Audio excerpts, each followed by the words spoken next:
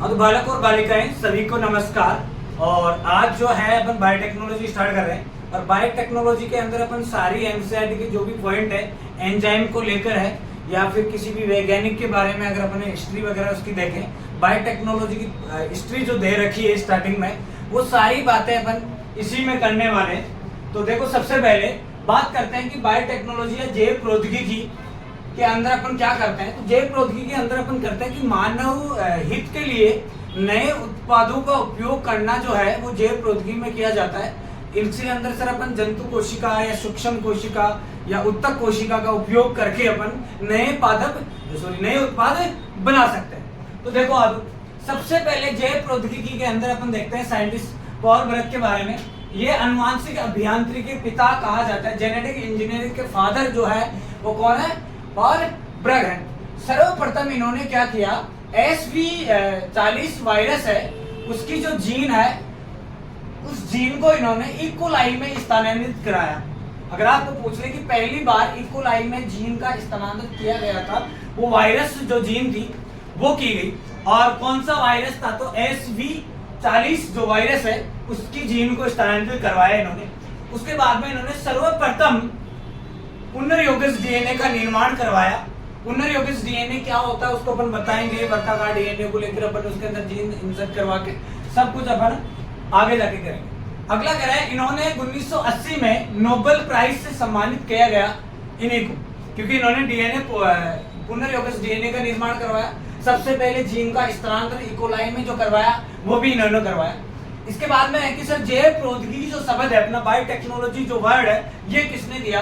तो ये है कार्ल्स एरिकी ने इनको सबसे पहले ये शब्द जो है उनको बायोटेक्नोलॉजी या जैव प्रौद्योगिकी ये शब्द इन्होंने दिया।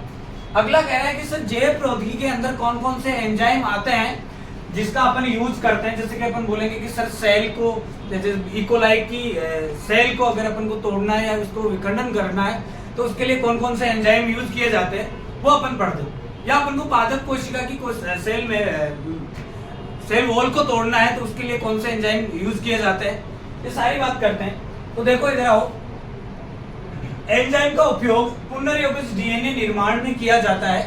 अपना मकसद क्या है यहाँ पे जैव प्रौद्योगिकी के अंदर अपना है कि अपन को पुनर्योगज डीएनए बनाना है और उस पुनर्योगज डीएनए से बनी हुई जीन को अपन को किसी के अंदर स्थानांतरित करवाना है ताकि अपन नए उत्पाद प्राप्त कर सकते हैं और एक बड़ी मात्रा में उत्पाद प्राप्त कर सकते हैं। बायोटेक्नोलॉजी का मतलब यही है कि आपने देने का या इस चैप्टर से सीखने का यही है कि अपन हमारे पास बहुत ही कम है अमाउंट में, उसका अमाउंट बढ़ाना। डीएनए का अमाउंट मान लो, जीन अमाउंट मान लो, या किसी भी कैरेक्टर को बढ़ाना है किसी भी जाति विशेष के अंदर, तो वो अपन जो यूज करते हैं उसको अपन बायोटेक्नोलॉजी कहते हैं। और इसके अंदर क्या क्या यूज आ रहे हैं वो सारे अपन एंजाइमों में पढ़ते हैं कि बायोटेक्नोलॉजी में कौन कौन से साधन है जो यूज आ रहे हैं। तो साधनों में से सबसे पहले अपन एंजाइम की बात करते हैं। और एंजाइम में देखो क्या है, इसमें एंजाइम उपयोग पुनर्योगज डीएनए में सबसे पहले किया गया। और सबसे जो पहला आता है लयनकारी एंजाइम आता है। लयनकारी एंजाइम का मतलब होता है कि सर कोशिका भित्ति को तोड़ने वाले जो एंजाइम होते हैं उसको कहते हैं लयनकारी एंजाइम। लाइसिस मतलब सेल वॉल का लाइसिस कर देना, तोड़ देना, वो इन एंजाइमों को कहते हैं अपन लयनकारी एंजाइम। कोशिका भित्ति को तोड़ देते हैं, ये अपन ने बोला, आपको समझाया कैसे करता है। अब देखो अलग अलग 3 एंजाइम अपन लयनकारी एंजाइम में बात करेंगे, तीनों का अलग अलग बताऊंगा। सेलुलोज जो है, सेलुलोज एंजाइम है सर, ये पादप की कोशिका भित्ति को तोड़ता है। अगर आपके पास क्वेश्चन आ जाए कि पादप की कोशिका भित्ति को कौन सा एंजाइम तोड़ता है तो आपको बताना है कौन सा? सेलुलोज। अगला क्वेश्चन आ जाए कि सर कवक की जो कोशिका भित्ति है उसको तोड़ने के लिए अपन एंजाइम जो यूज करते हैं वो है काइटिनेज एंजाइम। हाँ है ना, ये डायरेक्ट क्वेश्चन आते हैं तीनों के तीनों, तो आपको ये याद रखना है। सेलुलोज जो है एंजाइम वो कोशिका भित्ति को तोड़ने के लिए यूज किया जाता है। और किसकी कोशिका भित्ति? पादप की कोशिका भित्ति। अगला ऐसे काइटिनेज क्या होता है? तो ये कवक की कोशिका भित्ति को तोड़ने के लिए सहायक होता है। अगला ऐसे लाइसोजाइम। लाइसोजाइम जो है बैक्टीरिया की सेल वॉल को तोड़ने के लिए यूज किया जाता है। सारे अपन को याद करना है तीनों के बारे में। बैक्टीरिया के लिए अपन यूज करते हैं लाइसोजाइम, काइटिन अपन कवक के लिए करते हैं और सेलुलोज अपन पादप कोशिका भित्ति को तोड़ने के लिए यूज किया जाता है। इस चैप्टर मतलब आप एनसीईआरटी खोल के देखोगे तो पहला जो पेज आपके वहां से जो क्वेश्चन आ रहे हैं वो तीनों क्वेश्चन यही है आपके सामने जो ज्यादा पूछा गया है, इन्हीं के बारे में बहुत ज्यादा बार पूछा गया है। अगर आप सीट वगैरह सोल्व करते होंगे साथ साथ चैप्टर की तो आपको ये क्वेश्चन मिलेंगे। अगला कह रहा है विदलन एंजाइम। विदलन एंजाइम का मतलब होता है बदल देना किसी को भी, आया ना, या विदलन मतलब उसमें तोड़ फोड़ के नया कुछ बनाना, ग्रोथ करवाना। तो अपन देखते हैं, देखो क्या है, ये 3 प्रकार के एंजाइम होते हैं और एंजाइम जो है ये तीनों प्रकार के ये डीएनए के लिए सहायक होते हैं, मतलब या तो डीएनए को तोड़ेंगे या डीएनए को जोड़ेंगे, और कहां से तोड़ रहे हैं कहां से जोड़ रहे हैं ये सारी अब बातें करेंगे।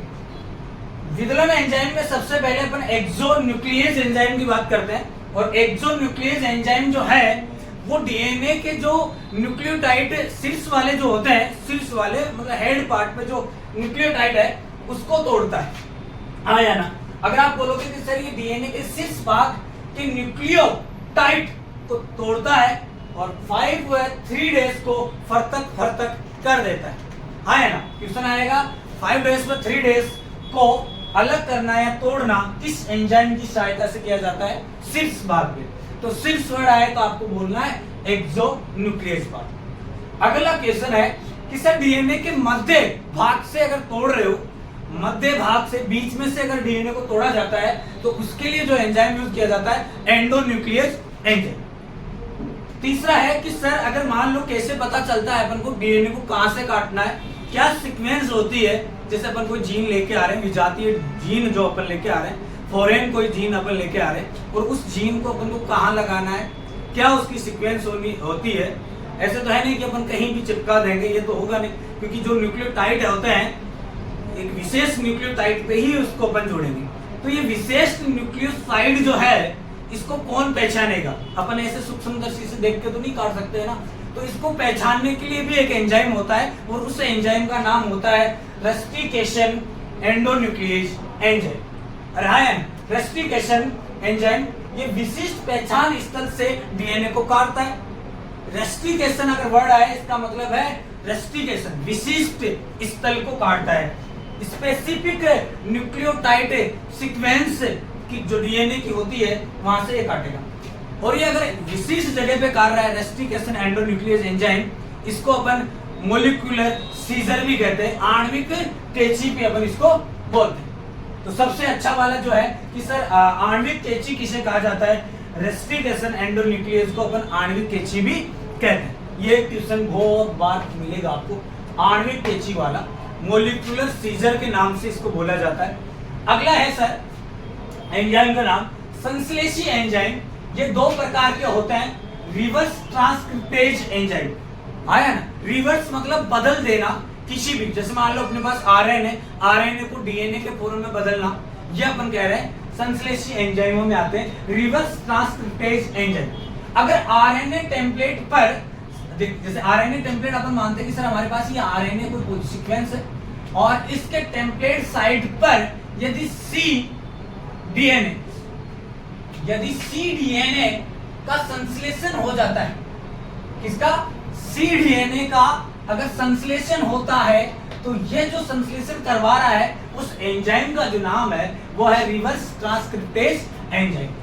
अगला है सर डीएनए पॉलीमरेज। पॉलीमरेज का सेंस होता है कि किसी भी अमाउंट का बढ़ जाना, जैसे मान लो अपने पास बहुत कम ऐसे डीएनए मॉलिक्यूल पार्ट है, इसको अपन को बहुत ज्यादा मात्रा में अगर बढ़वाना है तो उसके अंदर अपन डालेंगे पॉलीमरेज एंजाइम। देखो DNA polymerase enzyme, DNA template पर पूर्वक डीएनए का संश्लेषण होता है। जैसे मान लो अपन कोई भी डीएनए लिया है और एक सीक्वेंस में अपन उसको रख रहे हैं और वो सीक्वेंस जो है, जो अपने पास स्टार्टिंग की जो सीक्वेंस है, उस प्रकार के सीक्वेंस के बहुत सारे डीएनए का संश्लेषण हो जाना कहलाता है क्या, डीएनए पॉलीमरेज एंजाइम की सहायता से, आए ना। अगला कह रहा है ज्वाइनिंग एंजाइम क्या होता है। ज्वाइनिंग एंजाइम का मतलब होता है 2 जॉइंटों को चिपकाना, डीएनए के 2 खंडों को आपस में मिलाना, ज्वाइनिंग एंजाइम कहलाता है। टूटे हुए डीएनए खंडों को आपस में जोड़ना क्या कहलाते हैं भैया, कौन करवाएगा, ज्वाइनिंग एंजाइम कहलाएगा। सर इसका एग्जांपल तो डीएनए लाइगेज मिलेगा आपको, और डीएनए लाइगेज भी कौन सा, T4 डीएनए लाइगेज जो है एंजाइम वो कैसे होता है, जॉइनिंग एंजाइम कहलाते हैं। अगला है सर, जेनेटिक इंजीनियरिंग की सबसे आधुनिक जो विधि है वो पुनर्योगज डीएनए है। आधुनिक मतलब मॉडर्न, जो आज जो चल रहा है जैव प्रौद्योगिकी के अंदर, बायोटेक्नोलॉजी के अंदर जिस मैकेनिज्म का आप उपयोग कर रहे हैं, जिस विधि का आप उपयोग कर रहे हैं, वो जो विधि है वो कौन सी होती है? पुनर्योगज डीएनए चल रही। अब पूछा जा रहा है, बहुत बार क्वेश्चन आया। अगली बात कह रहे हैं कि सर और प्राचीन के बारे में पूछ लिया कि सर प्राचीन में कौन सी की जाती थी? तो प्राचीन में अपन सूक्ष्म जीवों की प्राकृतिक क्षमता पे निर्भर होती थी। सूक्ष्म जीव यूज करते थे और फिर अपन उनके सहायता से किसी भी प्रोडक्ट की मात्रा को बढ़ाते थे, जीन की मात्रा को बढ़ाते थे। इंसुलिन वगैरह अपन पहले सूक्ष्म जीवों की सहायता से बनवाते थे। अब देखो 2 पॉइंट और रह गए हैं सर। इसलिए वह हर्बर्ट बॉयर ने पहला पुनर्योगज डीएनए बनाया। सबसे पहले जो पुनर्योगज डीएनए बनाया वो कौन थे? अपने हर्बर्ट बॉयर। अगला क्वेश्चन है कि नई जैव तकनीक विज्ञान रिकॉम्बिनेंट डीएनए तकनीक पर निर्भर करती है। नई जैव तकनीक मतलब आज की, मतलब मॉडर्न, जो अपन ने अभी बात की, मॉडर्न आधुनिक जो विधि है वो किस पे निर्भर कर रही है? डीएनए, अरे बोलो, रिकॉम्बिनेंट डीएनए, पुनर्योगज डीएनए पे निर्भर करती है। सर इससे जो आज का जो अपना है उसमें से अपन बेसिक अगर बात करेंगे सर, क्या क्या पूछा गया है सबसे ज्यादा बार? सबसे पहला तो है सर मॉलिक्यूलर सीजर के बारे में बहुत बार पूछा हुआ है। मॉलिक्यूलर सीजर कौन सा है? ठीक है, रेस्टिकेशन एंडोन्यूक्लियस जो एंजाइम है वो कौन सा है? आणविक कैंची होती है, ये क्वेश्चन है। अगला है सर एक्सोन्यूक्लियस और एंडोन्यूक्लियस क्या होता है? तो एक्सोन्यूक्लियस जो शीर्ष से काटता है, एंडो बीच में से काटता है, ये वाला क्वेश्चन है। और ये 3 अपन ने बोला, सेलुलोज क्या होता है, काइटिनेज क्या होता है, लाइसोजाइम क्या होता है, ये अलग अलग इनके बारे में अपन को याद होना चाहिए। लाइसोजाइम बैक्टीरिया के लिए होता है, काइटिन अपन कवक के लिए लेते थे और सेलुलोज अपन पादपों के लिए लिए हैं। ये पादप की सेल वॉल को विखंडन तोड़ने के लिए, डैमेज करने के लिए अपन सेलुलोज डालेंगे तो पादप की कोशिका से अपन डीएनए को क्या कर लेंगे? पता कर लेंगे। ठीक है, बाकी इनको सारों का आवरेज तो जैसे मैंने पॉइंट टू पॉइंट बनाया वैसे अपनी कॉपी में उतारो और रिवाइज करते रहो। बाकी कोई भी दिक्कत है आप जरूर बताइए। Okay, thank you.